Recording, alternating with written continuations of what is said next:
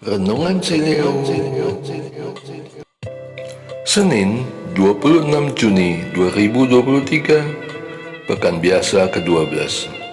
Pembacaan Injil diambil dari Injil Matius bab 7 ayat 1 sampai dengan 5. Inilah Injil suci menurut Matius. Dimuliakanlah Tuhan. Janganlah menghakimi, supaya kamu tidak dihakimi. Karena dengan penghakiman yang kamu pakai untuk menghakimi, kamu akan dihakimi. Dan ukuran yang kamu pakai untuk mengukur, akan diukurkan kepadamu. Mengapa engkau melihat serpihan kayu di mata saudaramu, sedangkan balok di matamu tidak engkau ketahui? Bagaimanakah engkau dapat berkata kepada saudaramu, biarlah aku mengeluarkan serpihan kayu itu dari matamu, padahal ada balok di dalam matamu? Hai orang munafik, keluarkanlah dahulu balok dari matamu. Setelah itu, engkau akan melihat dengan jelas untuk mengeluarkan serpihan kayu itu dari mata saudaramu. Demikianlah sabda Tuhan. Terpujilah Kristus. Menghakimi.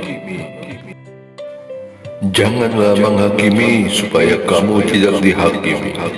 Karena dengan penghakiman yang kamu pakai untuk menghakimi, kamu akan dihakimi. Dan ukuran yang kamu pakai untuk mengukur, akan diukurkan kepadamu. Matius bab 7 ayat 1 dan 2. Ayat ini mengingatkanku untuk selalu berulang kali menimbang-nimbang sebelum aku menghakimi orang lain, sekalipun aku sebagai korbannya dan dia sebagai orang yang bersalah. Saya teringat akan pesan Rasul Paulus kepada jemaat di Roma.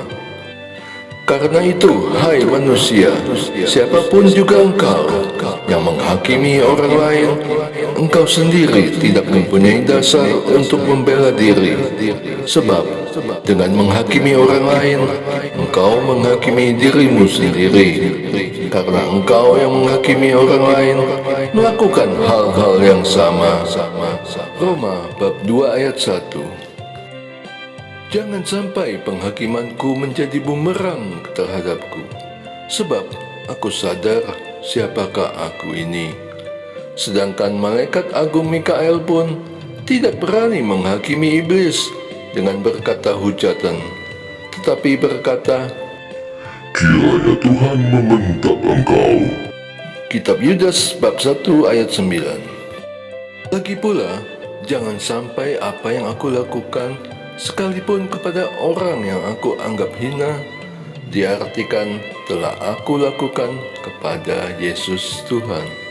Seperti firman-Nya pada Injil Matius bab 25 ayat 40, Raja itu akan menjawab mereka, sesungguhnya aku berkata kepadamu, segala sesuatu yang telah kamu lakukan untuk salah seorang dari saudaraku yang paling hina ini, kamu telah melakukannya untuk aku. Memang tidak mudah untuk menahan diri dari menghakimi orang yang telah menyakiti atau merugikanku. Terkadang sampai sakit di hati dan membekas sekian lama.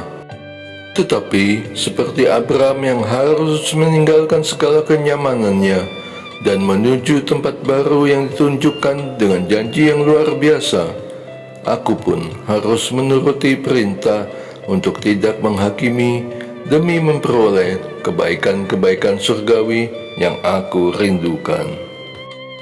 Di bawah bimbingan dan rahmat darinya, pasti aku bisa melawan hasutan iblis untuk menghakimi dan tiba pada kemampuan diri untuk melepaskan pengampunan dan belas kasih yang luar biasa. Doa. Allah Bapa yang Maha Kasih, bantulah aku untuk berlaku sebagai umat-Mu yang taat pada perintah-Mu saja. Biarlah penghakiman menjadi hak-Mu dan aku berlindung dengan damai di bawah kepak sayap-Mu. Bimbinglah aku untuk tidak mementingkan kepentingan duniawiku, tapi memfokuskan diri pada tujuan hidupku, yaitu kehidupan di surga yang abadi bersamamu. Dengan pengantaran Yesus Kristus, Tuhan dan Juru Selamatku, aku berdoa. Amin. Et Maiorem Dei Gloria.